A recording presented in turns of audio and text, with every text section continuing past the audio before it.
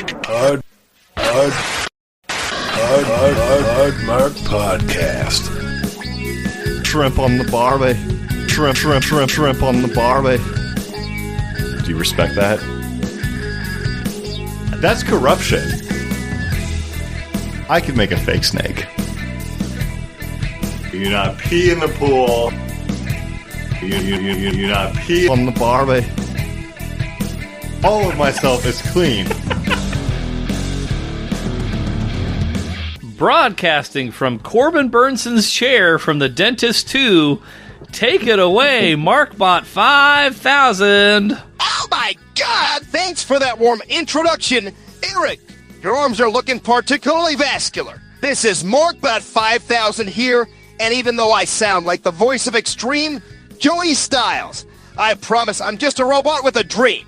Welcome to the Hard Mark Podcast, a show where the hunky Eric Donaldson, wrestling fan of over 30 years, introduces one match per show to his host who has never watched wrestling. They talk about the backstory, they watch the match, and then they rank that match on their ever-growing lists. Hey, Dios mío, what an idea for a show! The purpose of the show is to see what happens when someone that's never watched wrestling is introduced to its most notable matches. And let's bring out the star of the show, a man that if it was a crime for his prostate to be large, you know, he's always guilty as charged, Flying Ryan Murphy.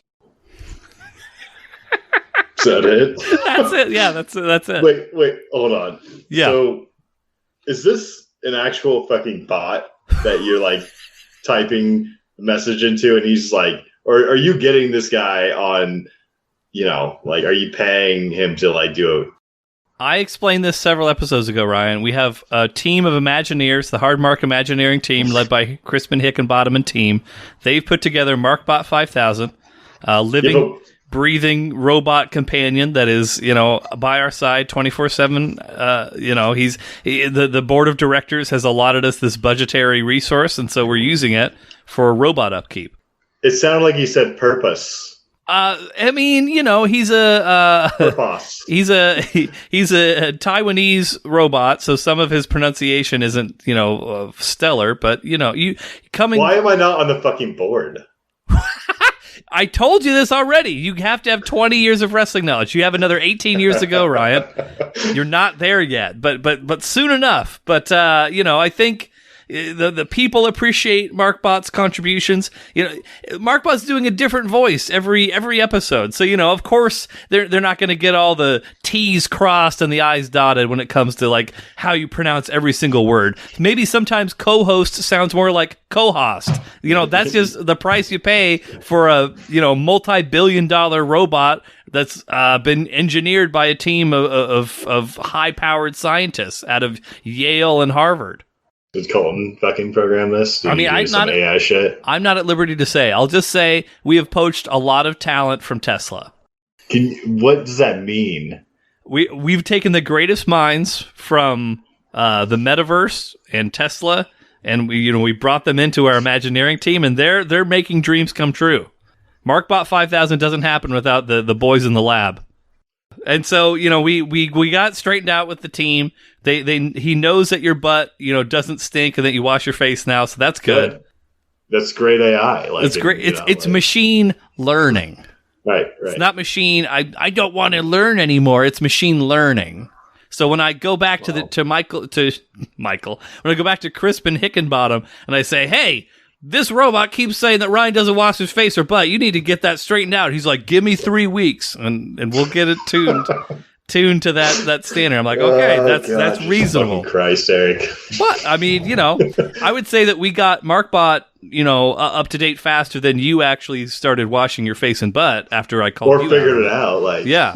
I mean, it took you way longer to get a removable shower head than it did for MarkBot to, you know, figure everything out as far as, you know, you washing your face and butt. I don't want to give any like fucking, you know, like things to you to use like against me, but like I still, Eric, do not fucking remove the removable shower head. I know you like to get your removable like you also like to sit down and pee. So like I think it's void your fucking opinion on this. Like, see, you said you didn't hate me for that. Now you're using it against me. Is this how you argue with Greta? When you and Greta get in arguments, you take little things that are benign and then use it against her? That's not a very healthy relationship. Data that's put out there and I fucking use it within the argument, Eric. Like, that's all I'm saying. Like, me peeing, sitting down on occasion does not have any bearing on washing your butt out. Neither does fucking removing your shower head to stick in your ass, Eric. Like, yeah, but you haven't tried it.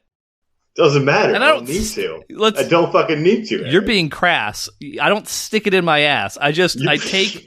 It sounds like it. I take the spray. You stick it all the way in your ass or just part way, Eric? Like, I take the spray. I change the spray setting so it's at like the stream, just the steady stream, not the wide sort of shot, and then you spray out the old butt. You try it one time.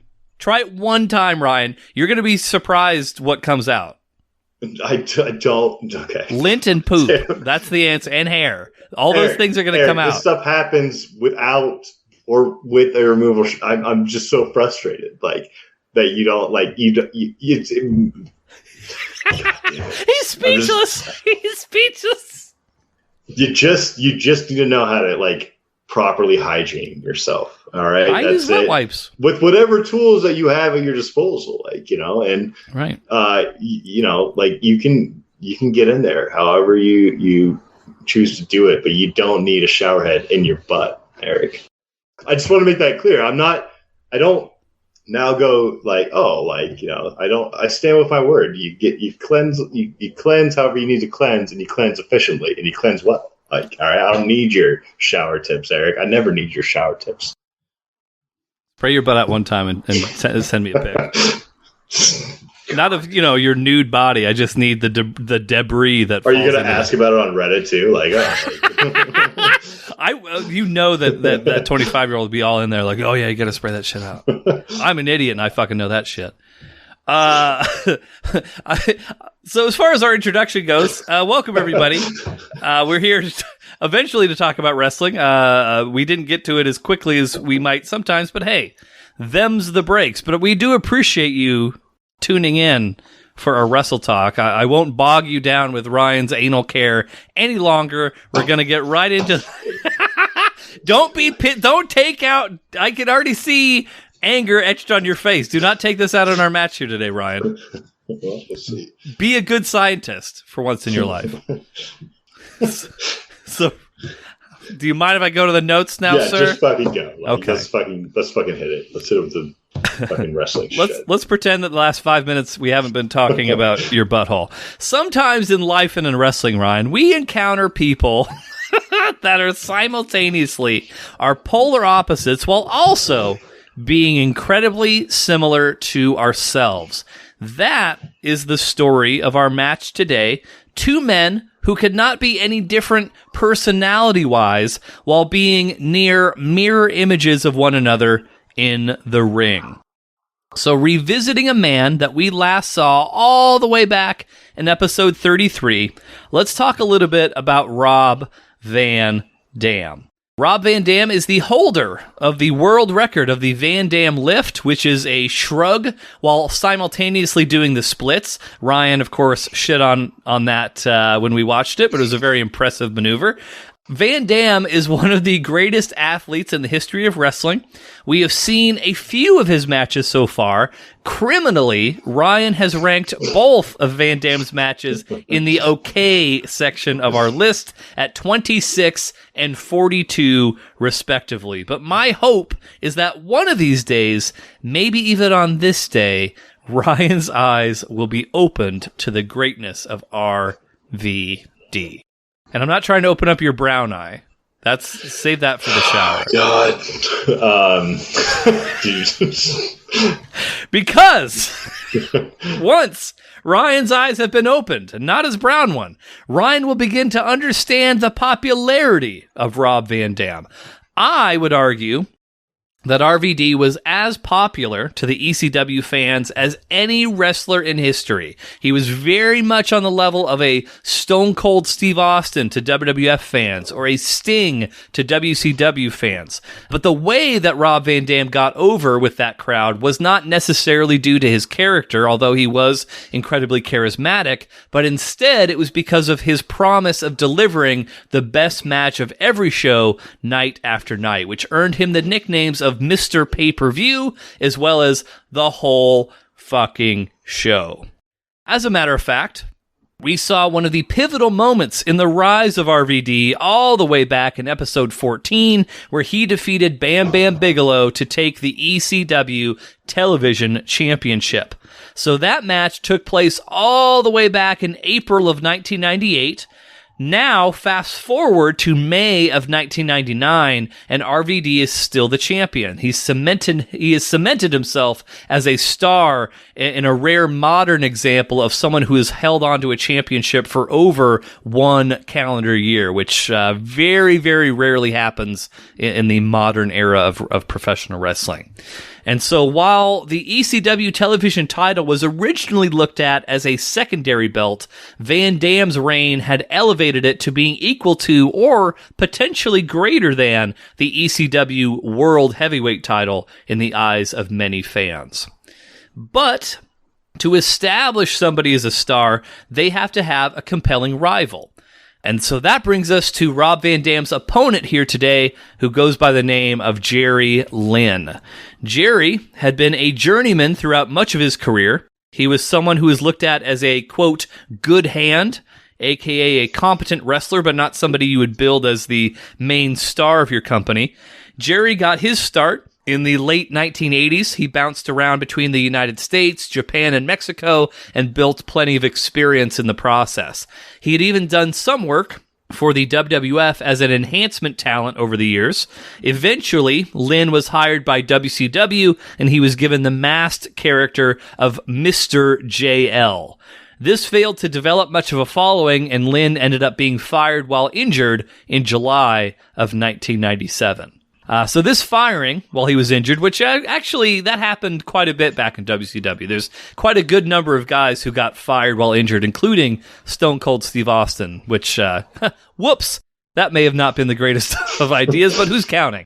But the firing of Jerry Lynn opened the door for him to join up with ECW, which we've seen a few matches of. Ryan's a big fan of.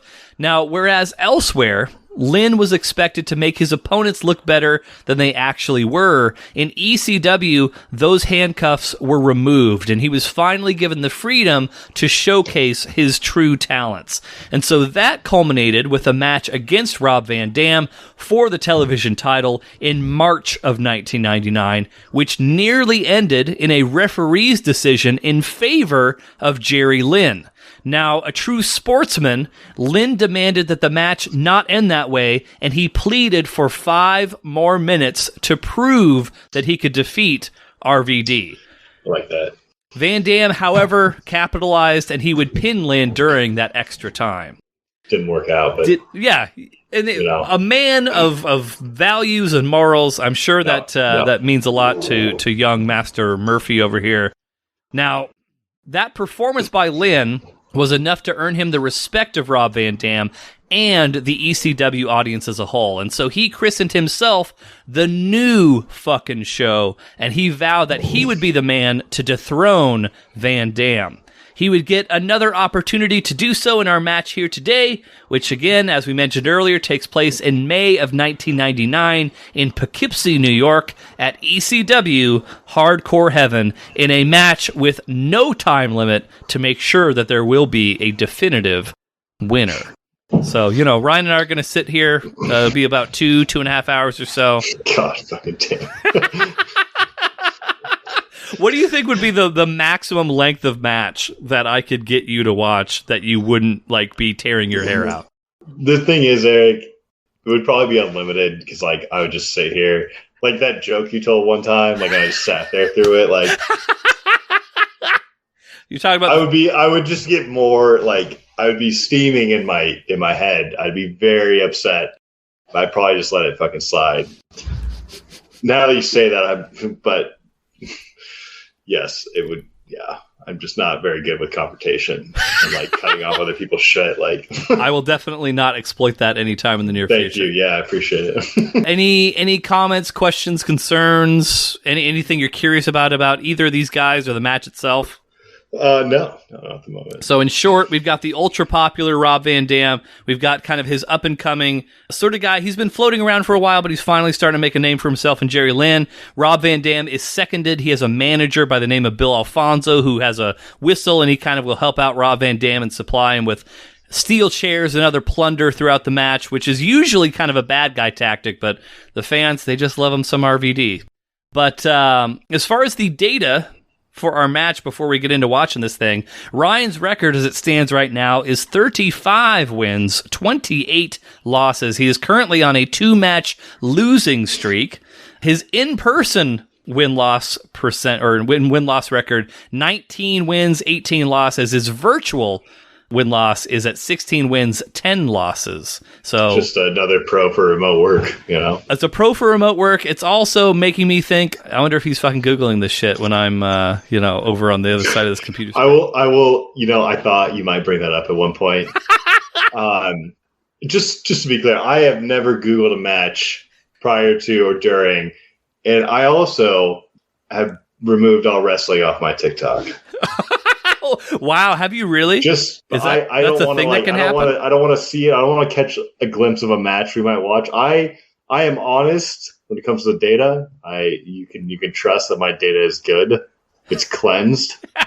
No, I would never disrupt what the podcast is meant to be for like a quick victory. I would never do that. I know deep down in my heart that you have never Googled any of those matches. So I take you at your word. Your data is as clean as my butthole. Okay, God. Except for the poop and lint coming out. I'm talking post shower. I'm not talking pre shower. Eric, you said it. You said it, Eric. And hair. The average ECW match ranking, 25 out of 64.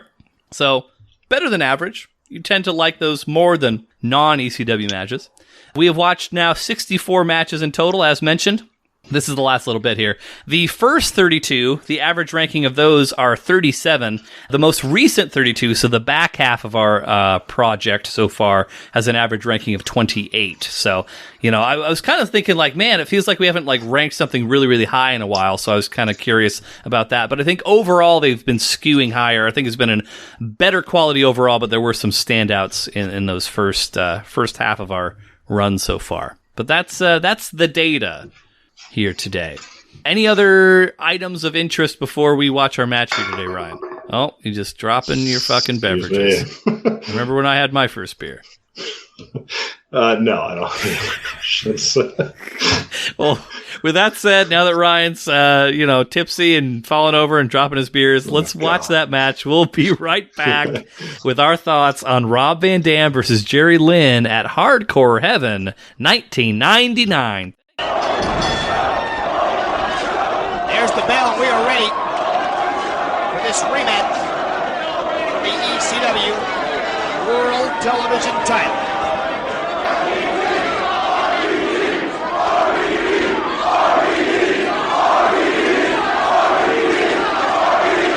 Bill Alfonso wants RVD to focus on the matchup and the task at hand.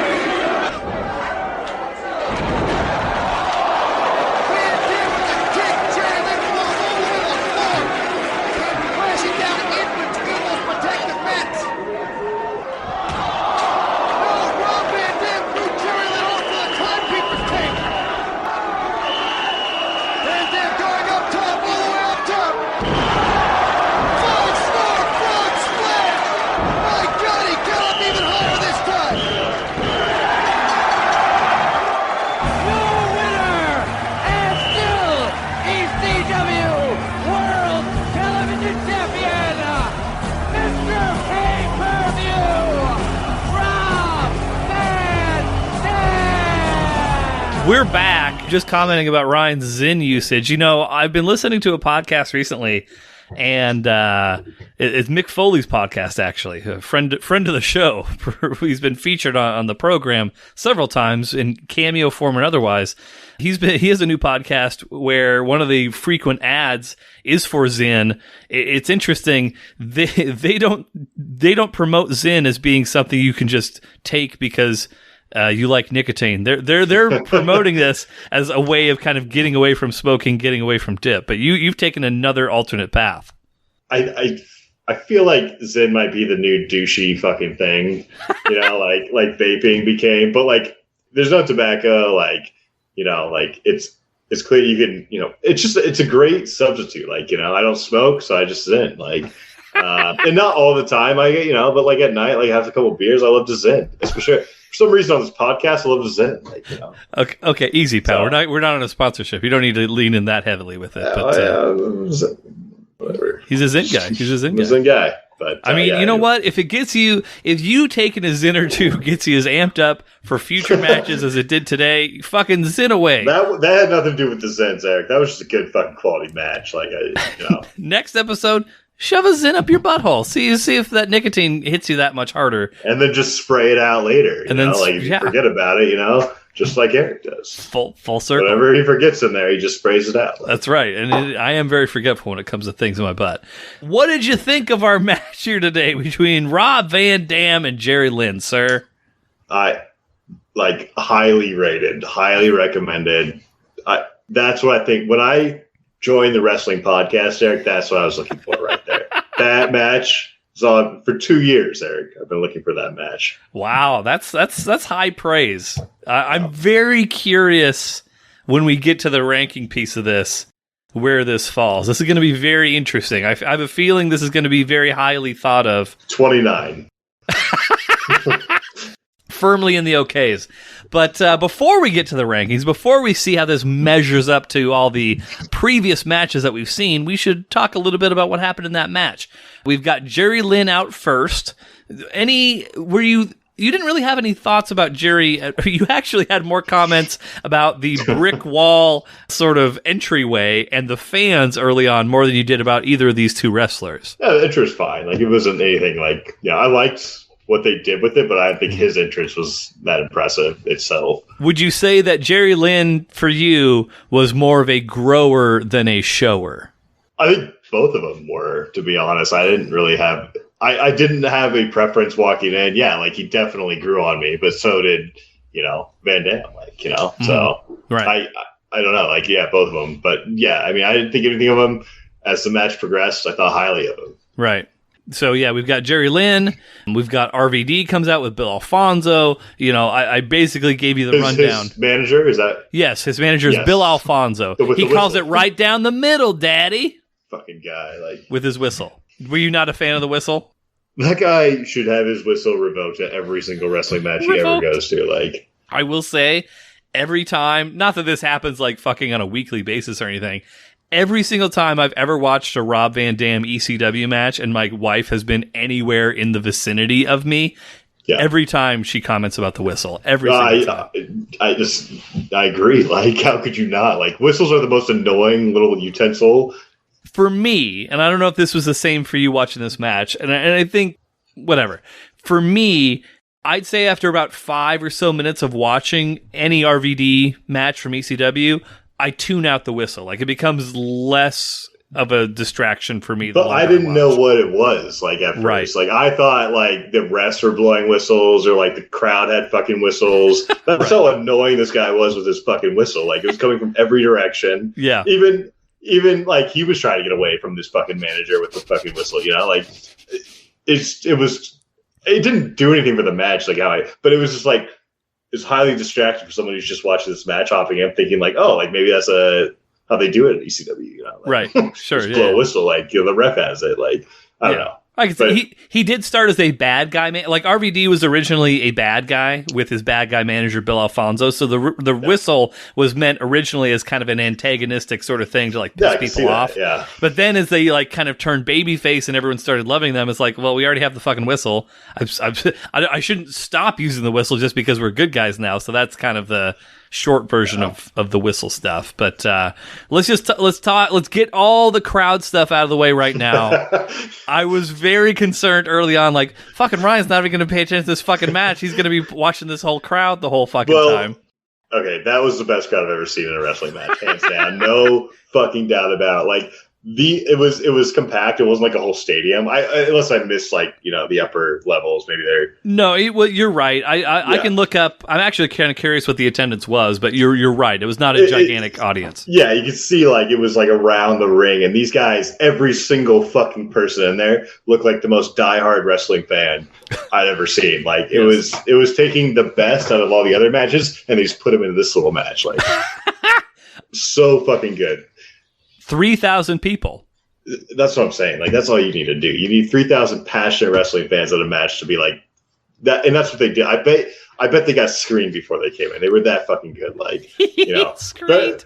It's those Poughkeepsie fans. It's those authentic Poughkeepsie fans. Man, so good. Like, the signs were amazing. The signs were some of the best signs I've ever seen in my fucking life.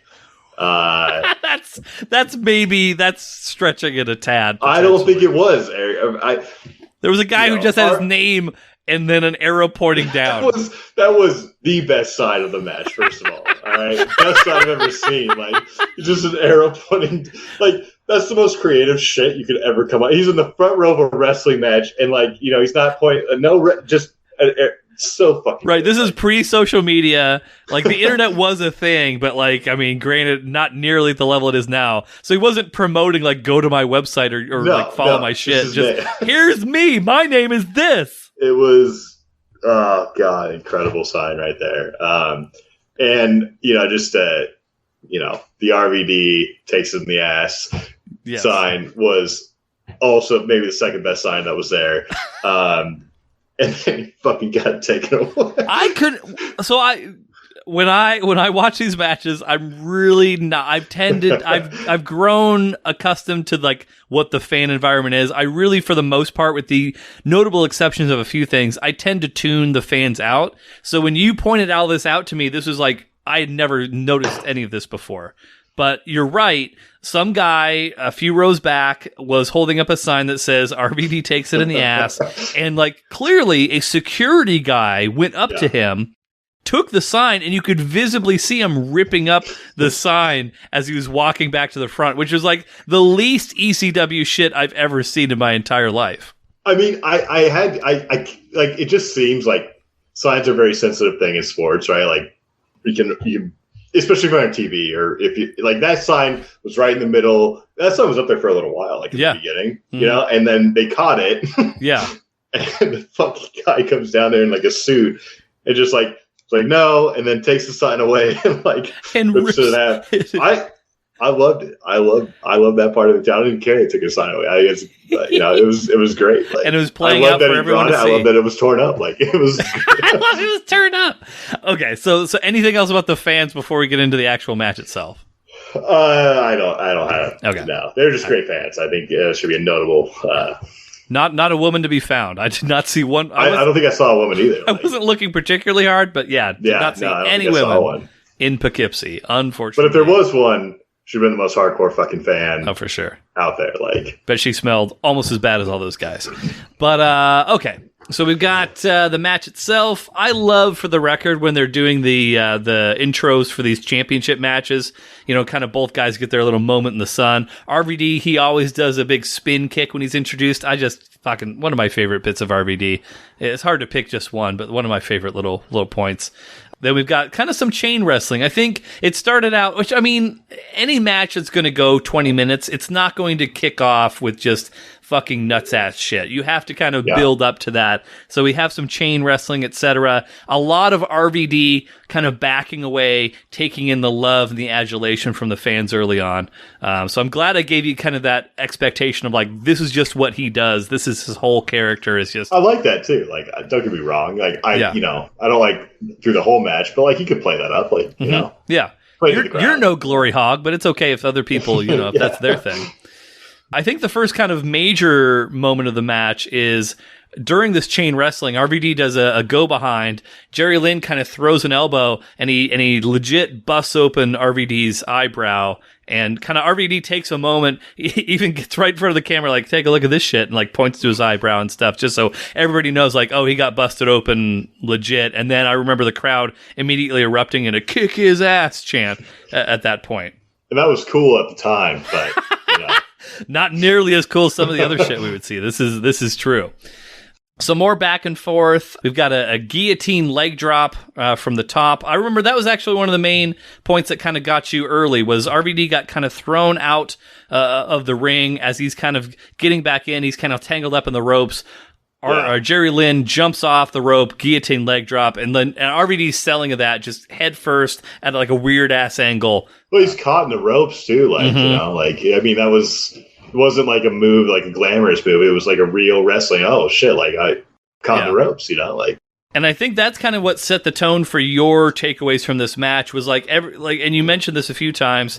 The match didn't feel choreographed. It felt very kind of natural, and like there was kind of, and this is my take on it. There was like this chaotic sort of energy to the match, and like it's entirely possible that they did pre-plan some of it, but it just felt very real in the moment, as far as kind of like natural reactions, like, I'm going to jump off this shit and fuck him up right now, and da-da-da-da-da. Yeah, no, exactly. I agree. Right after that guillotine leg drop, we have a big top rope bulldog where RVD got planted head first into the mat, and this is when he was the only one bleeding at this point in time in the match. I remember that got a big reaction from you as well. And then we kind of get to a little bit of back and forth where Bill Alfonso is attempting to help RVD. He's kind of holding up a chair in front of Jerry Lynn's face. Jerry Lynn avoids it, but eventually he gets crotched on the top rope, and then RVD hits a big, I don't know how else to call it, but like a karate kick to Jerry Lynn's face. Jerry Lynn gets tied up in the top rope as he's like falling outside. His legs get caught up, and so he basically just lands headfirst onto the thin-ass athletic mats on the concrete. And I think you and I both agreed, I think if he wasn't, I don't think he was necessarily unconscious, but he was fucked up. He was very concussed. Well, we had to go back and rewatch that. That might be the first. Actually, that's the second time in the history of this podcast. The first time was when Steve Austin got his neck almost broken. Oh, yeah. The second time now was when Jerry Lynn took the header onto the concrete that we ever went back and rewatched something during. And that's one of the things, like, if he wasn't just playing that, like, it looked so like he was, it looked like he was uncomfortable at the very least, like at that like he didn't want to engage, but he kept going. Like, and he got busted open. I mean, you can usually tell the difference between when a guy like cuts himself, because it's usually kind of a very clean line, unless they kind of know what they're doing. But like his blood was just everywhere. It was like kind of. It's almost as if you took a shotgun filled with a blood pellet and just like blasted at him, because it was in his hair. It was just kind of scattered at different points in his face. It was on the mat too. You could see it like after there was like the little puddle of after he was laying there. So one of my favorite bands from the early 2000s, Puddle of Blood. Puddle of Mud. Yeah. But a little bit of brawling out into the fans. RVD kind of leaps into the fans to get at Jerry Lynn. Eventually they get back in. Lynn, after they got back into the ring, was surprisingly nimble and mobile at that point in the match. I think, having never seen the match, you were probably under the assumption, like, after that bump out to this outside happened, like, oh, this is going to be another Stone Cold Steve Austin situation where the guy's noticeably fucked up. But if you, for whatever reason, didn't see that 30-second minute period, you would have no idea that he had done that. I would have been complaining fuck. I would have been complaining about, like, the little head stomps afterwards, Right. I would have been in a very bad mood if that happened to me. Let's see here. We've got some back and forth. Big sunset, easy for me to say, sunset flip power bomb from the corner. Can I stop you? Please. I want to go just back to that point of like him, like baby being out. Mm-hmm. He did pick up a chair and then put it down. RVD did, like he was going to go after him with a chair. Right. And then he kind of saw that, like, cause he was, he bought him some time. Yeah. But like, that's a pretty clear indication that there was something like, you know, like you can probably kind of tell when you're a wrestler, like if someone's actually hurt for a second, like maybe you gotta give him a break. Like, yeah, he had that, and then he put it back. Right, he did. I think he was also moving the chair because he knew that he was eventually going to be throwing. Jerry Lynn. So I think he was clearing that area out. But like, if you're picking up a chair, you might as well fucking hit the guy. So yeah, I think there's some credence to that as well, for sure. Let's see here. Jumping ahead a little bit. Oh, one of my favorite bits in the entire match. So Jerry Lynn gets, again, this was one of the running themes, was Jerry Lynn getting thrown into the guardrail. So Jerry Lynn gets thrown over into the fans yet again. RVD, I'm going to try and just go by my notes as far as explaining what happens, and hopefully this paints a little picture for the Markomaniacs. RVD tosses a steel chair to his manager, Bill Alfonso, who then tosses it to Jerry Lynn. So, of course, and like, this is... You have to use wrestling logic. Obviously, this may not happen in a real-life fight, but in using wrestling logic, if someone throws something at you, you're going to try and catch it. So when RVD's manager, Bill Alfonso, tosses the chair to Jerry Lynn, he catches it. Now it's in front of his face. RVD then jumps off of the guardrail, springboards off of it, and kicks Jerry Lynn in the face. Fucking brilliant. God damn. I could watch that all over and over. Just give me a fucking gif of that and inject it into my veins. Yeah, great fucking stuff. So then, fast forward a little bit, they're kind of brawling up on the top rope. We thought that RVD was going to go through the table. Eventually he would, but for right now, he actually tossed Jerry Lynn behind him. And like, that was another pretty brutal fall that kind of got glossed over because you couldn't see it in a great level of detail, but he kind of catches the corner of the table and splats yet again onto the concrete floor. Then we've got a spinning guillotine leg drop, one of your favorite moves.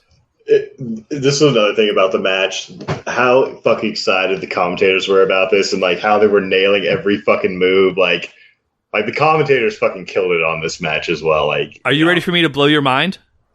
This... It may not be the first match we've ever seen like this, but that was one guy. The whole time? That was one commentator the entire time. You know, like, now that you say that, it kind of makes sense, but I guess I didn't, like, think of it at the time. Like, yeah. Which is super fucking impressive. Like, he fucking destroyed it. Like, I mean, he did so well, like, calling that match. Like, nobody ever I mean, yeah, like, you'd be hard-pressed to find wrestling shows nowadays that have less than, like, 3 commentators. Right. No, I like it. I respect that. Like, you do it by yourself and fucking nailed it. Like, but yeah, fantastic work by Joey Styles, who also MarkBot 5000 gave us a nice little impression of earlier. Shout out to Crispin Hickenbottom. But let's see here. Now we're getting toward the end of the match. By this point, Ryan's fully committed on Jerry Lynn. Jerry Lynn has won Ryan's heart.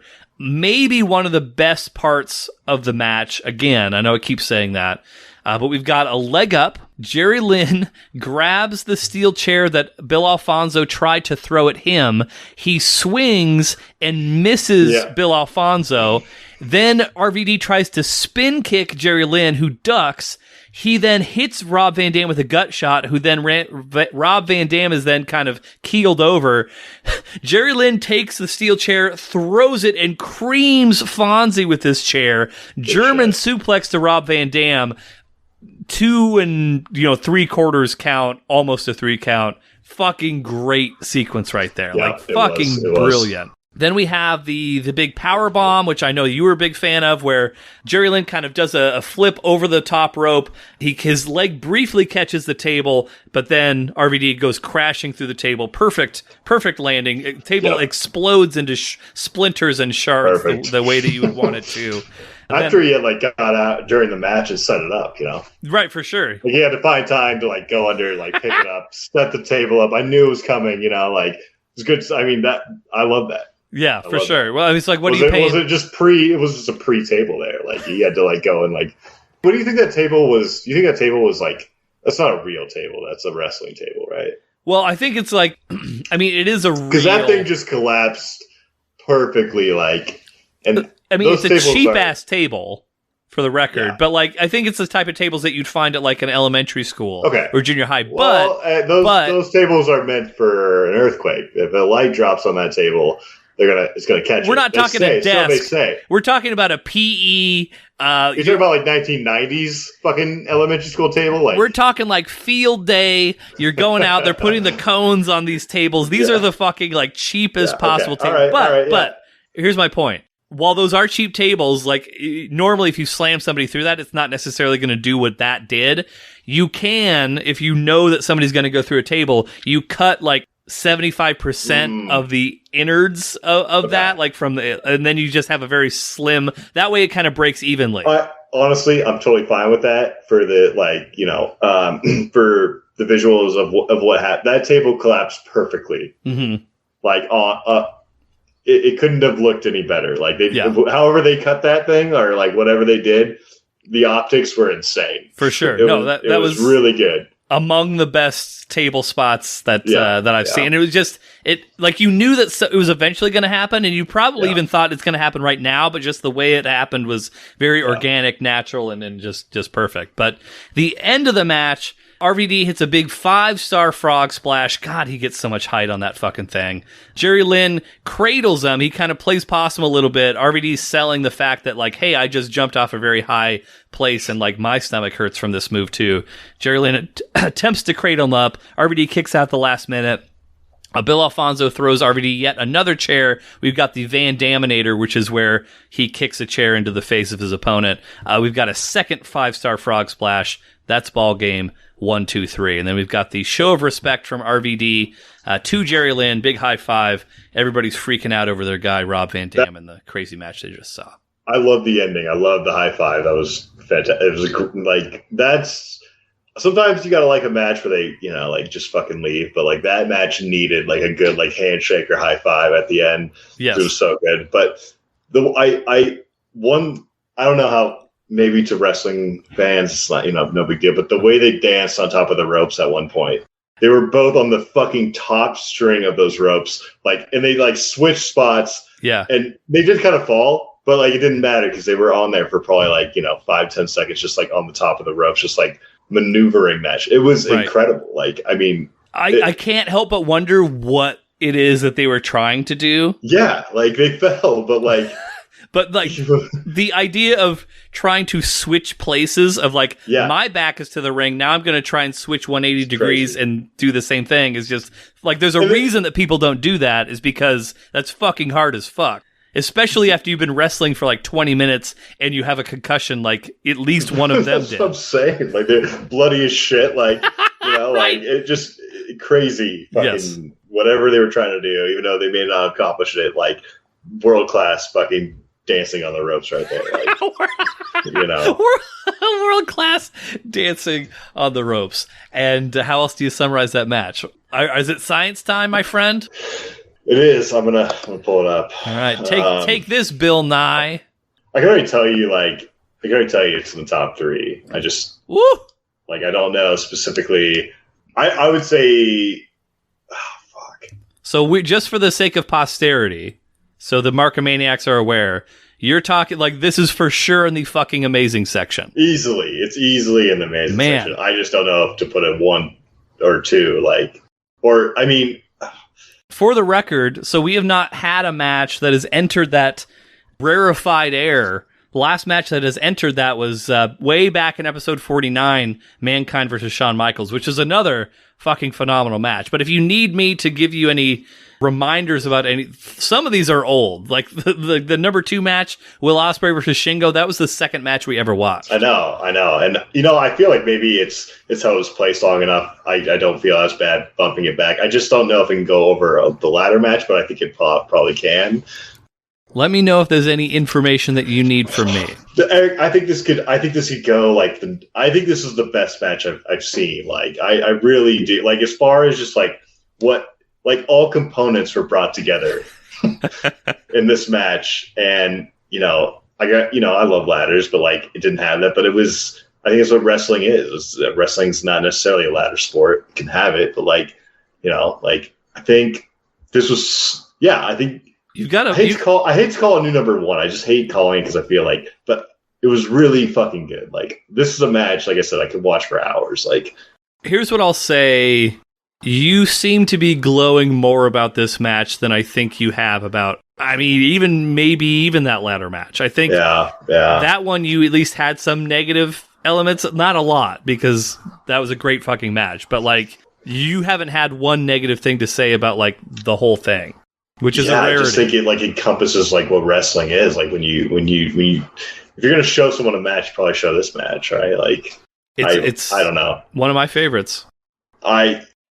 I think it's time to throw down a new number one. I'll put it there. Holy shit. That's incredible. Yeah. We've only had 2 matches previously that have been number one. Will Ospreay versus Shingo was number one for, about half of our run so far. And then the second half of our run has been Shawn Michaels versus Razor Ramon, that ladder match. So, wow, that's Jiminy Christmas. It's good. I was not expecting this.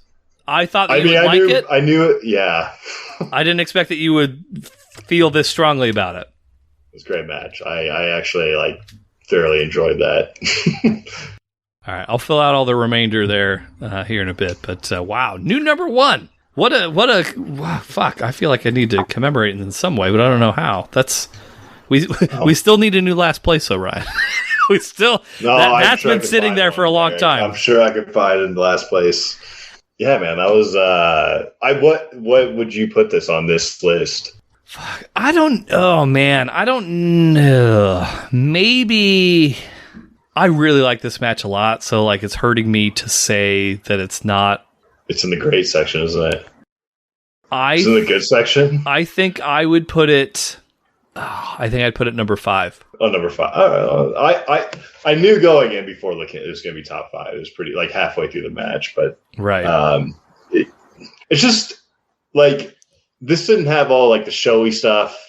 It just had good, solid it had great wrestling, And I think the fan element is the one thing that separated it versus all those other matches. It didn't have the same fans, or it was a 65,000 section arena, and just kind of it would have taken a step back. I probably wouldn't have rated it, but the compact amount of great fans, the great commentary, the great wrestling, not having not being so showy and having these moves kind of pre-oriented people that, it all made it it just that's a great solid wrestling match. And I think if I at this point were to recommend a match for someone, I would just recommend this one. There you go. I can't think of a I this was one of my absolute favorite matches, as I've said a couple times, as a kid. So yeah, I'm glad that you enjoyed it. This has been a pleasant surprise that it is hit you as well as it has. But I'm not shocked hearing you talk about all the different. I think everything came together and it was the perfect combination of events. But awesome, new number 1, everybody! Congratulations to us all. We made it. So don't forget Joe.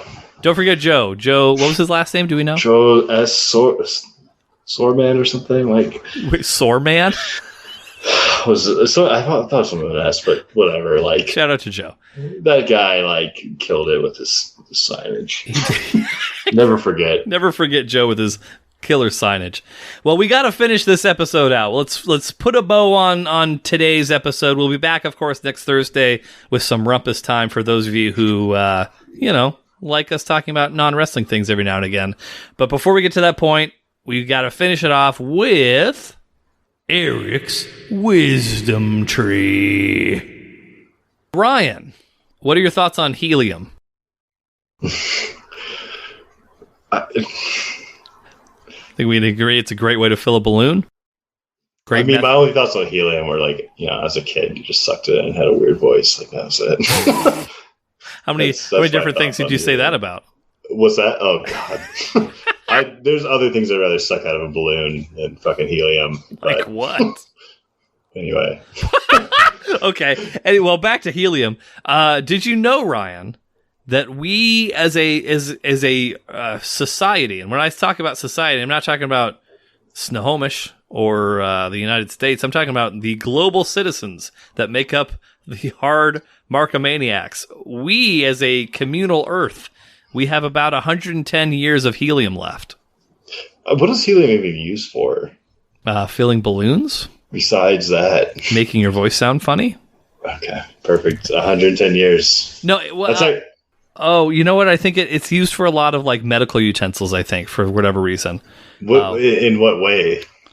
pressurizing tanks, like oxygen tanks, fuel tanks, other tanks. Sure, there's some other type of gas that they could figure out. Like, I mean, well, they're not now, but yeah, it's used for arc welding, refrigeration, gas for aircraft, coolant for nuclear reactors, cryogenic research, and detecting gas leaks. Okay, well, 110 years. I'm sure we'll be fine. Your children's maybe they should children. stop letting fucking 8-year-olds suck it out of a balloon to, like, you know, change their voice.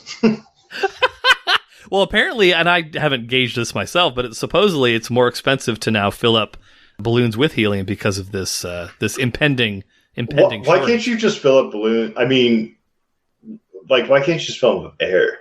Because it doesn't float. Well, it doesn't they do float, Eric. They do float. Well, they float on the ground. They just. What do you mean they float on the ground? They float. Are you saying that if you fill the are you saying that if you fill the balloon with helium and you fill the balloon with air that they would look identical as far as their floating capability? Like almost exactly. I mean, maybe helium lasts longer and they can float into the sky when you fucking like let them go. You cut you just buy balloons, but like I guarantee for a birthday party, yes, they're gonna stand up equally as the same. No, and stop clicking, please. And you just answered the thing, the whole, because yes, if you fill a balloon with helium and you cut the string, it's going to fly up into the sky. Yes, but that's not good for the environment, Eric. Well, but I'm not saying that it is. Your point was that the floating capability when filled with air versus helium is the same. It's not. If you cut a string, but you don't need it. It's unnecessary. Like, what is your argument point anymore? If we have a limited supply of helium and we need it for medical instruments, then it is unnecessary to fill up birthday balloons with fucking helium. Like, but your point before was that if I fill it with air, then it's going to like fly up into the sky, because it won't. I guarantee you that it won't. It doesn't matter. It will fucking hold on to the table that is attached to you for a birthday party long enough for the birthday party to be over. Anyone who's filled up a balloon with air, just blown up a balloon themselves, the balloon just skitters around on the ground. No. Okay, you know what? Like it looks like a flaccid penis balloon. You know what? No, actually, I take it back. You're correct. I'm sorry. You're right. You are right. Usually, that's the text that I get the next day. You just said. This might be the first time in the history of Eric's Wisdom Tree that Ryan has immediately realized the error of his. You're right. Statement. Okay. That's okay. That is correct. I'm not saying that that's a good enough reason to say, "Oh, fuck air. We should use helium." I'm just saying it's not. It is not the same to fill them up with air versus. I don't know why. Like, maybe it's been a long time since I've blown up balloons and like had a birthday party with balloons. But like you're correct. Like, it's I think too they long. I think they do just fucking fall on the ground like with air. They definitely do. Yeah. I mean, like you can like they'll kind of like putter up above the ground if you like kick them or something. But they always come back down. That's true. All right. Maybe the 33rd birthday. I mean, that is the Christ year. I think people call that. Is it? I mean, he was dead and buried at 33. So I mean, this is like your version of that. So maybe this is the big balloon year. It's. Yeah, shit. You're totally right. A couple of good Lutheran boys just celebrating his and I made that birthday. comment so confidently that, I feel like shit. I assumed you picked up on that immediately because you so quickly tried to steer it away for like helium, like we're wasting all this helium. You were so very fast trying to move the conversation away from that point. But either way, 110 years, Ryan. What's that? 110 years. Helium. 110 years. Do you guys see there's like maybe it's a documentary or maybe it's just something, but like in Cleveland, they blew up all these fucking balloons and like let them go. And then it became like a environmental disaster. Like people were getting lost on the Great Lakes because of these fucking balloons. Oh no, I didn't hear about this. I'll send you like a YouTube clip or something, but like, it was like this city had to pay like a shitload of money to clean this up. Like it was a huge disaster. And like, it's actually really funny, but I love environmental disasters. They're my favorite. Yeah, it was fucking Cleveland. But anyway, I'm sure those must have been helium balloons because they float. God damn, I can't believe I was like that fucking wrong about it. You're right. Like they do fucking sit on the ground. Like, how do you clean? So like when you say clean up, did these balloons? Because I don't know what happens if you just let go of a balloon filled with helium. Did they eventually pop and then fall? they did this thing where it was like there's like blow up 1 million balloons, right? And they did it, and I think they maybe had them captured by like a net or something initially, and then they fucking let them all go as like a celebration. Like the city was like, "Fuck yeah!" Like we're fucking Cleveland, motherfucker! Woo! I feel like it caused like from what I remember of it, like maybe like it's like navigation issues on these like boats, and a bunch of them landed on the lake, and they had to like it was this huge like process to clean all of these balloons up, and it ended up being like a total disaster for the city. But yeah, like you're letting 1 million balloons go. I think that must have been helium. Yeah, if it wasn't for the city of Cleveland, we'd have like 230 years of that's what I'm saying. helium left to those motherfuckers. Yeah. All right. Well, noted on the wisdom tree. We're both bringing our knowledge together. It's a nice synergistic knowledge fusion. That's what happens when you got a podcast of science like ours. So you're welcome, Markomaniacs. But, pardon me, we will be back with Rumpus Time on August 25th. And you know what that means. If you're not hard, get hard. Once you get hard, stay hard. That is all, folks. That guy, like, killed it with his signage.